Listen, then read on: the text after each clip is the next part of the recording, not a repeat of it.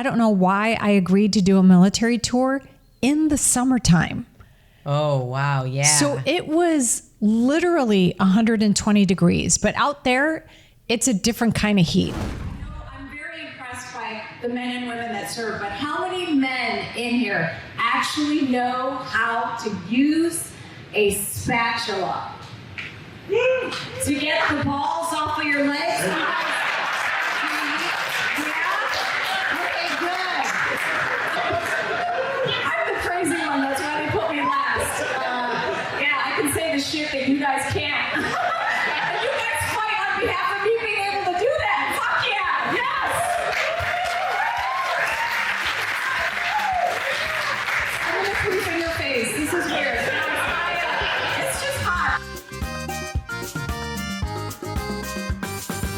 Hey, everybody. Welcome to Find the Funny with me, Lisa Alvarado. Thanks for coming back. Today, we are going to be talking about my tour to the Middle East to entertain the troops. It was so fun, and I can't wait to share all the stories. But I also wanted to welcome my producer, Hello. best friend. It's Sarah Laspisa. You guys, hi! Yay! She's the best laugher. I'm sure there's a lot of funny stuff for you to share. Oh, yeah. I mean, she has to be sure because she's producing. So yes, if There not, better be. she will edit in laughter, guys. So this military tour was just over 2 weeks, and we went to the Middle East. So we went to Kuwait, Bahrain, Qatar, Abu Dhabi, and Saudi Arabia. Wow. Yep. Which was crazy insane. Oh my gosh. There was, and the craziest part was, I don't know why I agreed to do a military tour in the summertime. Oh, wow. Yeah. So it was literally 120 degrees, but out there, it's a different kind of heat. Like Yeah. I've been to Vegas when it's been 115. It was brutal with the heat. And because we were in the Middle East, the women, there was 2 women on the tour, myself and Carmen Lynch. We had to wear full length sleeves most of the time. Really? In Abu Dhabi, we didn't have to because it's a little more progressive. In the UAE, and there's a lot of Europeans that travel okay. there. The big cities are really pretty progressive. They don't really require you to, but it was insane. In the airports, outside of the airports, getting picked up by these cars, it's 120 something degrees. And Carmen and I are in full sleeves, sweating our asses off. Wow. Full sleeves, closed-toed shoes. Wow. Like it was I'm like, why do you make women, I think the reason that they make women cover up like that is because they don't want the Kardashians to come out. That must be the reason. Could you imagine them visiting the Middle East? They're like, yeah. excuse me, can I have some ass crack? Is that, I mean, I'll cover here, but I have to have some cleavage, you know? So you try to respect their customs and their traditions. Yeah. Of course, but it's such a mind fuck. Yeah, I bet. For women that don't grow up that way, that it's basically the opposite here. You know what I mean? Yeah. It's like teenagers are showing their ass and cleavage and midsection, and out there, they're so covered. Yeah. Like everything is. I feel like those women, they must be so beautiful because they have no skin damage from the sun, and they're just completely protected. It must just be like I was unwrapping. actually gonna ask about that, because was it like that? So you would see like some people dress kind of quote unquote normal, or like without the what do you call it, burqa? hijab. Oh, I don't know what it's called. But I don't want thought it to was say it called a burqa. incorrectly. We'll put it on the screen. Yeah. Because we're going to research it. We're idiots. We'll so do we it. don't know. We'll do our fact check later. Yeah. We'll put it on the screen. Here it is. This is the word. So you would see like half of the women like dressed in the full-on garb. Mostly the people that live there Wow. were fully covered. Wow. Yeah. Okay. And so that's pretty like much all of the areas, especially Saudi Arabia. That was God. very Hardcore. strict. Like even when we traveled in the car to get to the military base, we had to have our shoulders covered. Oh, wow. Okay. In the car.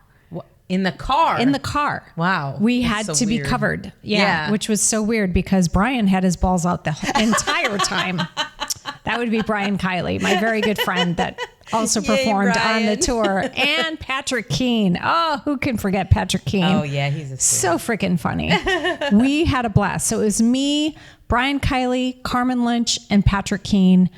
All fantastic freaking headliners that went out to entertain the troops. And this is a tour that I got to put together. And it's my first one putting it together. And it was tough, honestly, picking the comics, putting the tour together, and being responsible for everybody. I've gone on several military tours, but I've never actually been the one in charge. And it was stressful because we're in another country that I've never been in before with new rules and the security out there in that area because of the wars being so close was intense. And it was really cool to entertain the troops because they're feeling it too. Mm-hmm. Obviously they're away from home and they're close to the conflict. And so it was, I think that they really appreciated the shows. Yeah, that's cool. Whenever you're on a military tour, the coolest part about going is not just showing love and entertaining the troops and like being able to bring them some joy. The other part is that they're so happy that you're on the base. Right. And they know that you don't do this normally. They will take you and teach you how to do what they do there. Right. So you'll get to go in a tank and like press all the buttons and like go in a simulator like you're really at war. Wow. Okay. We got to shoot AK-47s. Holy cow. Like a total semi-automatic and automatic. It was crazy. Like they're so heavy. I don't remember the name of the gun that actually that snipers use. Basically, you're laying on the floor. Here's a picture of me. Oh my gosh. Laying on the floor. You. Yeah. What are you doing holding the gun? Oh my, it was so fun. I have never fired a gun in my whole life. Right. But it's a different thing. I think when people have guns in their house, it's totally different than people that are literally at war. Right. Protecting the country, protecting our lives. Exactly. Learning how to shoot a gun. Right. So I didn't have a problem with doing it there because there's a purpose. It's like combat style. Right. You sign up for the military, you're going to learn how to use a rifle or a gun of whatever the sailors, they use their butt. So there's, that was mean. You must have heard that from the Air Force or something. Yes, that's exactly. Because they all slam each other. Exactly. It's hysterical. Oh my gosh. So we went to tanks. We shot guns. Oh, I put on a bomb uniform. Oh, wow. Yeah, the bomb suit. Yeah. And we're going to show you videos of that. This is me getting inside of a bomb suit, which literally weighs around 80 pounds, maybe 85 pounds. She doesn't even need the top part. She fits the bottom fits in one thing. They had to do it for me because I couldn't even pick up the suit. Oh my God. And then the helmet. It's a whole you. Yeah. The helmet is another 15 to 20 pounds. Wow. I couldn't even balance the helmet. I just was like, and you're in heat. We were in the AC, but it doesn't work that well because you're in these huge warehouse type buildings. And so when they put me in the suit, immediately I'm dripping sweat. Oh, wow. And they keep zippering it up and putting me, I was so claustrophobic. I don't know what makes me feel more suffocated, this suit or my ex-boyfriend. There's So you would rather be down here, like here, than better to be at a thing? I think I saw this on Etsy. Just straight on. Yeah. So it was insane. So I'm trying to walk and I almost fell backwards because, and imagine that they're literally walking towards what could be a bomb. Right. in this suit. And they have to wear that suit? And they have to wear this. They're sweating like crazy inside of it. And I'm sure they're scared. It doesn't matter if you're trained or not. You've got to know that you're approaching a bomb. Right. You could literally be losing your life, but you're doing this for others. Right. So here I am like a dipshit trying to walk in this thing. And I'm like, I can't do this. And my ass is sweaty. And so they finally took it off, but not before we did all kinds of crazy pictures, which was so much fun. So how the guys, I don't even know, it's the bomb. It's not the bomb unit, but there's a name. EOS or yes, something like that, where they disarm. They're the ones that they send out. Yes, exactly. We will put this right here at the bottom. Anyway, there was these badass men and women that were training me in what they would do. So first, when they see a package or something that's suspicious, what they do is they send out a robot. There's these little robots that basically can be, it's like a video game. They can literally bring the robot up and with a remote and then have it open its hand and grab things and pick things up. So they practice literally all day with these robots because they have to be quick and good. And it's a life-threatening situation. So they have to be right on target with these. So they literally practice by getting beers out of refrigerators, crushing cans, throwing things. So you see these robots all day long. They're like just walking around. Yeah. So the robots, they practice all day long. So they do fun stuff as they're practicing. Right. How fun. And then, but they all have to know how to maneuver the suit and know how to walk in it. And there's a keypad on the armrest that allows you to do some things and communicate as well. But so you have to know all of these things. So when they put the suit on me, I was like, how can you even think in this? Because I can barely walk. And then I'm walking literally into danger. Yeah. So that's the thing that I have so much respect for them. Yeah.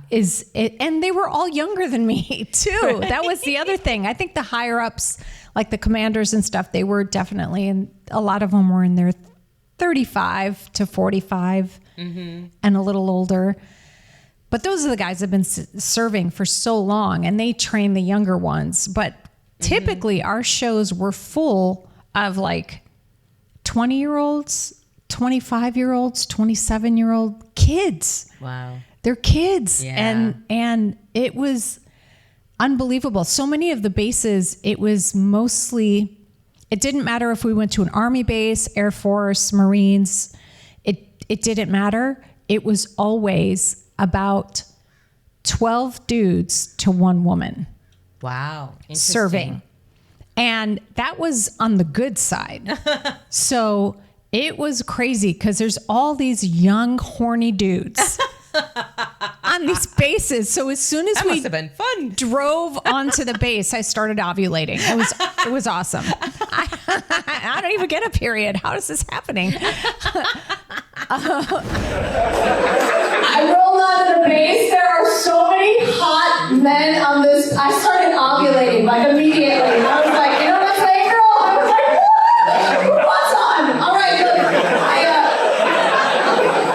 I know you guys are tough and you defend the country. You know how to work guns and tanks and shit. But here is what I want to know, okay? Where are the men in here that actually know how to use a spatula? Make some noise. Yes? Okay, a spatula to remove your balls from your inner thigh. Is that? Yeah, I know. I see you right there. Yeah, I saw some of you guys doing the wiggle technique where you walk around and you do this shit.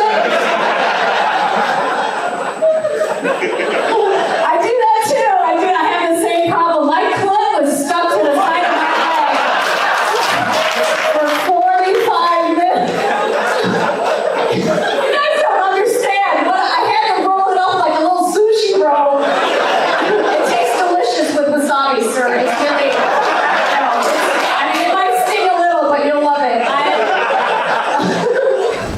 The other thing that we had to do is we had to change our material, because if you're going onto a base and you're performing for Marines or Army, or they're all in their 20s, like I said, they don't know what it's like to have 5 kids. They don't know what it's like to be married for more than a year or 2, you know, and they're away from home. And they don't get to look at the same websites or anything like that. Military bases are very secure, so you can't just get on any website. You can't. So they don't have the same kind of social media. Porn is like against the law out there. Oh wow! So not only are they horny, they're only looking at each other. That's it. Yeah. So any girl on the base that is also in the service, if she's a 3, she's an 11 out there. Do you understand? Like every dude wants to get with her. I mean, if you're feeling not you want all a little that, esteem boost. Yes. Join the military, ladies. This is, yeah.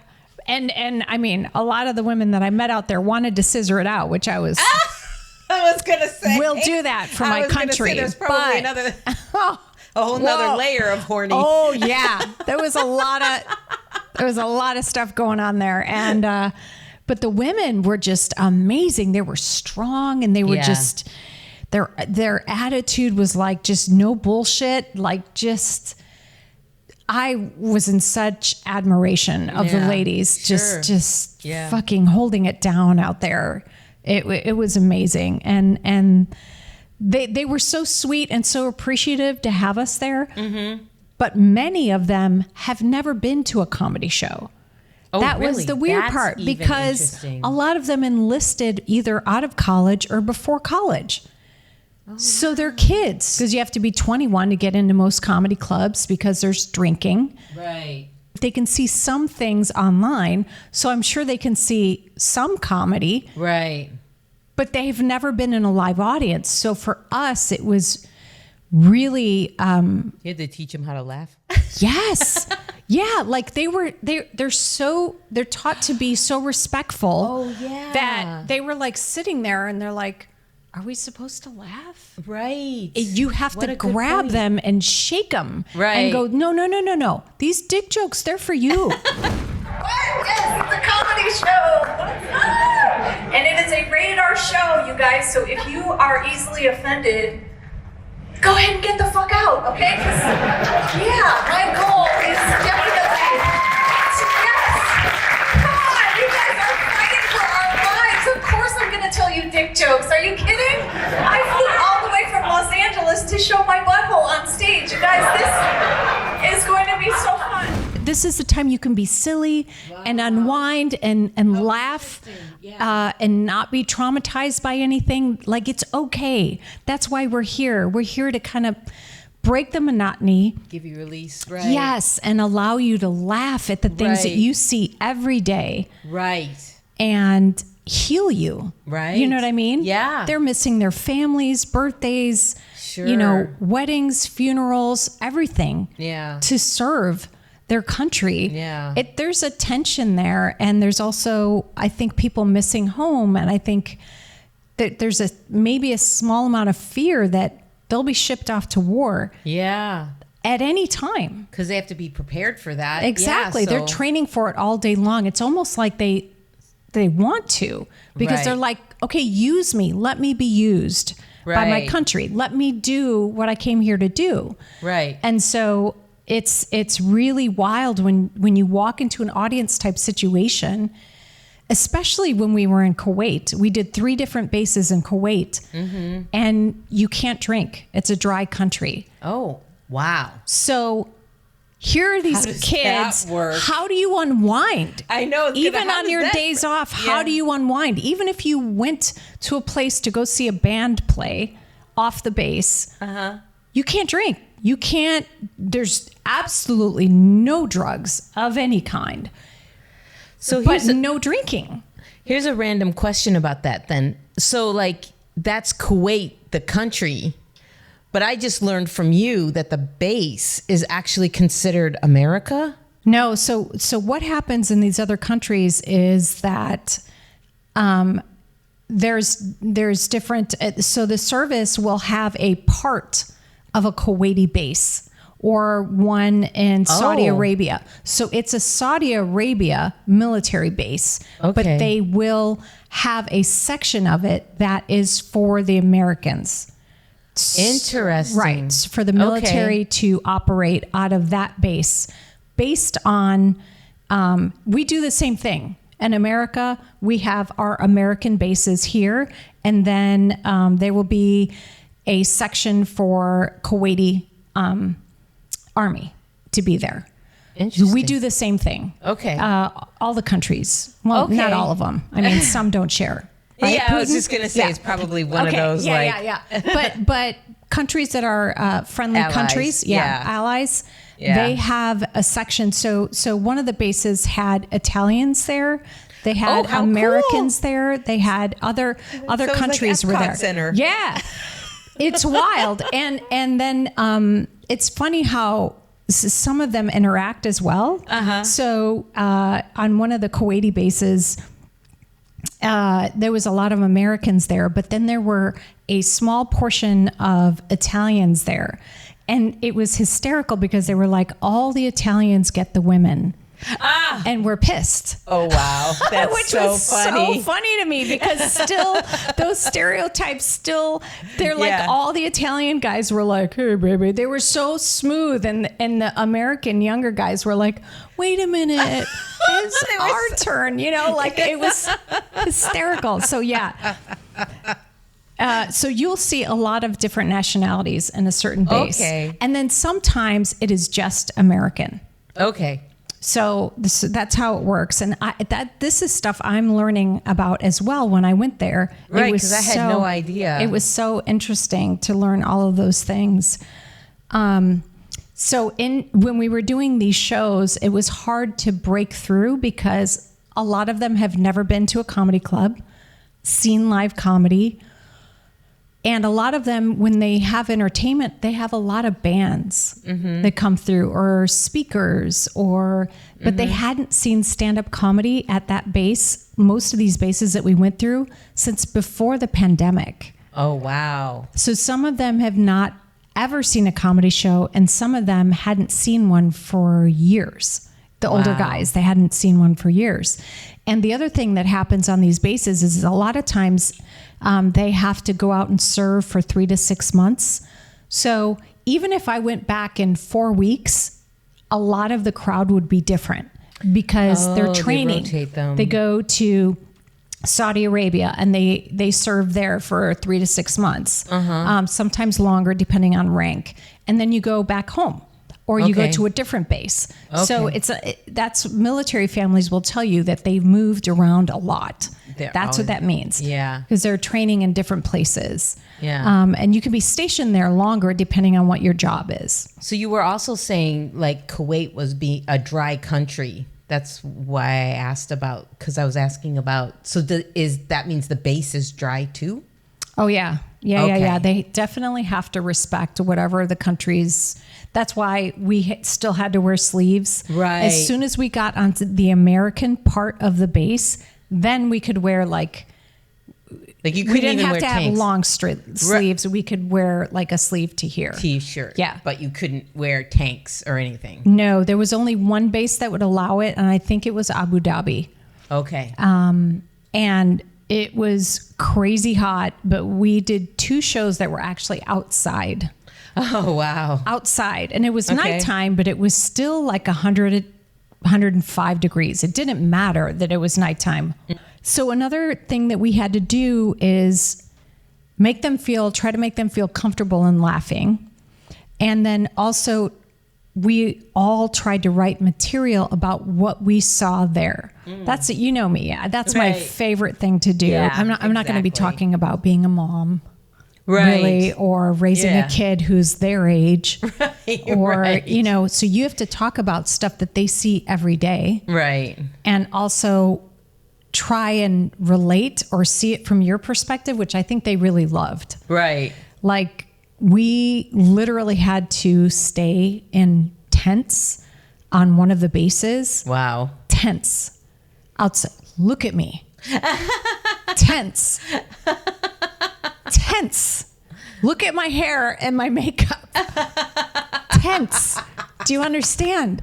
I mean, I was so out of my element. And yes, I understand that I'm serving and I'm doing it for a certain reason. But when you're used to a certain amount of, like, I won't go camping with a guy. Do you understand who you're talking to? Yeah. I had to really humble myself and put myself in their shoes as best as I could, because I'm only staying in this tent for 2 days. They're staying there for 6 months. Right. I couldn't even breathe by the end of it because it's at the desert. So there was so much gusty, dry wind and sand and dirt everywhere that my allergies were going ballistic. Right. And even though we mostly had air conditioning inside the tent, they had this makeshift, like, these tubes that they literally cut holes in and blow air through it. But a lot of the air that was coming through was dirt.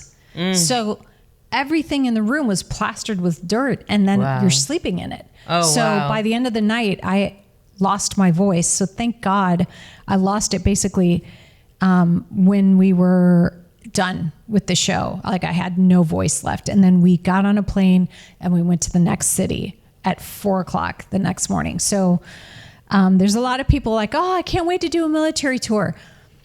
Trust me. Yes, you can. Depending on where you go, you are roughing it, man. Because a lot of times you stay in the barracks with them. Yeah. Sometimes you get to stay in a hotel if they don't have the space, if their AC isn't working, if something else is going on the base where they need those rooms, then you get to stay in a hotel, which is fantastic. But mostly you're roughing it like they do. So everybody's like, I want to do this, and don't they treat you amazing? And it's like, it's not that they treat you bad, but they're like, no, you're coming here to serve. Right. Then you're going to serve. Right. And there's only so much they can do, right? Yeah, you're eating with them in the mess hall. It was unbelievable. Newfound sense of respect for these kids. But they're also kids. Right. They have great lungs.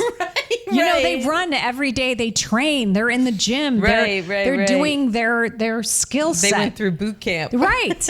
I couldn't get through 5 minutes of boot camp. Yeah. Oh my gosh. I mean, if a guy ever even wanted to take me camping, I'm like, no way. If camping at Nordstrom, maybe. Like, I'm going to camp out because there's a sale coming. That's the kind of camping I do. And this is my room today. And this is because we love the troops. Check it out. Yep, it's super high tech, guys. Super, super high tech. Hi. Sweating my ass off in the Middle East. Thank you guys so much for tuning in. Wasn't that fun? I had a blast with you guys. We are going to do part 2 in just 2 weeks of my experience on these military tours.